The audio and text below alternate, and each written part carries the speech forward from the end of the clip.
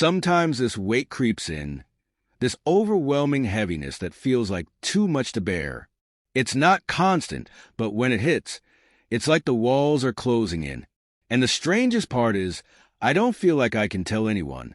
How do you even bring up something like that with your friends without making the whole room feel awkward? I guess that's why I'm sitting here, typing this out to you anonymously. I'm not looking for sympathy or pity. I just need to let it out, to put the weight somewhere else for a while. I got married young, right after college. Funny how life works sometimes. The woman I married, Sophia, lived just a few doors down from me when we were kids. She was a neighbor's daughter, the little girl who used to ride her bike past my house and chase after her older brothers. Back then, the idea of us ending up together wasn't even a thought in my head. She was 7 years younger, practically a kid in my eyes when I left for college. I was busy studying in another city, wrapped up in my own life, and as the years passed, I barely thought about home, let alone the girl from down the street. Then one day, out of the blue, I logged into social media and saw a message. "Hi, remember me? It's Sophia." At first, I had to rack my brain trying to place her. The name rang a bell, but it wasn't until I clicked on her profile that it hit me. This was the same girl from the neighborhood, except she wasn't a kid anymore. She had grown up. A lot. It caught me off guard how much she had changed, how striking she had become. We started talking, just catching up at first. Harmless, right? But those chats became more frequent, and before I knew it, we were talking every day. It felt easy, familiar in a way I hadn't expected. Eventually, Sophia told me she wanted to move to the capital, where I had been living for a few years. By that time, I had finished school and was trying to get my small business off the ground. She asked for my help, and of course, I said yes. There wasn't a reason not to. At least that's what I told myself. But the woman I was dating at the time didn't see it that way. She didn't like Sophia from the moment I mentioned her. I remember the way she narrowed her eyes, like she already knew what was coming.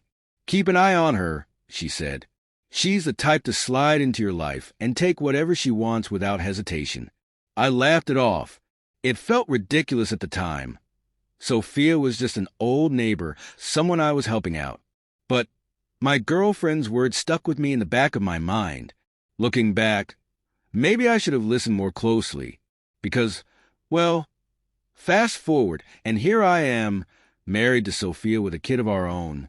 We built a life together. It wasn't perfect, but we managed. We had a son, and when he was old enough, we enrolled him in kindergarten. That's around the time Sophia started talking about going back to work. She said she wanted to contribute, to do something more than just stay at home. I supported the idea, even though her qualifications weren't exactly stellar. Somehow, though, she found a job pretty easily, landing an office position without much fuss. And Sophia, she's always had this way with people. Confidence rolled off her in waves, and it didn't take long for her to settle into the new environment. I'd visit her office sometimes, and it was obvious how everyone bent over backward to stay on her good side. Sweet smiles, a little extra charm. She knew how to play the game. But the truth was, Sophia wasn't great at her job. A lot of the time, I had to step in behind the scenes, smoothing things over and fixing her mistakes. I didn't mind at first.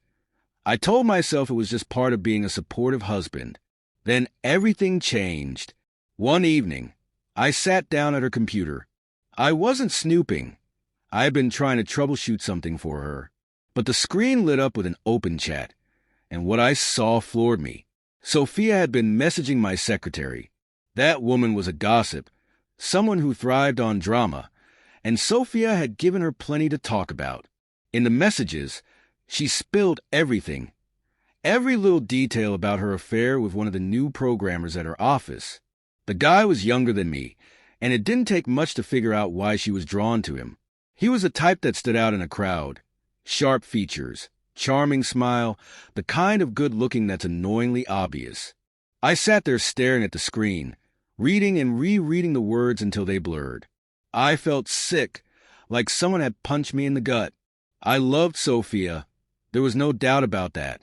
I had gone out of my way to give her the life she wanted, to build something solid together, and she betrayed it all, just like that. I closed the laptop quietly and sat in the dark for a long time, the glow of the screen still burning in the back of my mind. I thought about confronting her, about demanding answers, but the words felt hollow in my throat. How do you even start that conversation without breaking apart completely? So here I am, carrying this weight, unable to tell anyone. I guess that's why I'm writing this now. Maybe saying it out loud, even to a stranger, will make it feel a little less heavy. Indulging her every whim. My family had always been my safe haven, my foundation, and now it felt like everything was crumbling beneath me. The worst part was that the whole sordid affair became the talk of the office. Furious, I dragged the guy into my office, hoping for some kind of explanation, but what I learned only made things worse. It turns out my wife wasn't just involved with him. She'd also been with 2 other colleagues from the department. She didn't even try to be discreet. It was all so blatant, like she didn't care about the rules or how the team mocked her behind her back. Getting through that mess was one of the hardest things I've ever done. I didn't hold back. I fired her lovers on the spot. After work, I locked myself in my office, reeling from it all. I couldn't even face going home, so I stayed there overnight with nothing but a bottle of cognac for company. By morning, I had made up my mind. I instructed the guards not to let her into the building. She called over and over, desperate to talk, but the mere thought of seeing her made my stomach turn. Eventually, when I'd calmed down enough, I agreed to sit down and hash things out. "So what?" she said defensively. "You have to understand we just have different temperaments. I don't think this is worth throwing our marriage away over." Her words hit me like a slap in the face. Different temperaments? I snapped. How about our son? Don't you think he's a good enough reason to end this farce? Her excuses only got more absurd, and her pleas for forgiveness fell on deaf ears. I couldn't stomach the idea of staying with someone who had humiliated me so publicly. Every time I walked into the office, I'd see the smirks, hear the whispers behind my back. Enough was enough. We finalized the divorce quickly, and thanks to a great lawyer, I won custody of my son. Now it's just the 2 of us. After what happened, I can't bring myself to trust anyone enough to start a new relationship.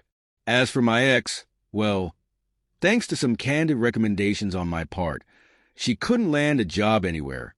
Left with no options, she ended up moving back in with her parents. Her former lovers didn't want her anymore, and those so-called friends of hers vanished too. Last I heard, she was working at some roadside cafe, but honestly, I don't care. That chapter of my life is closed, and I'm finally at peace with it.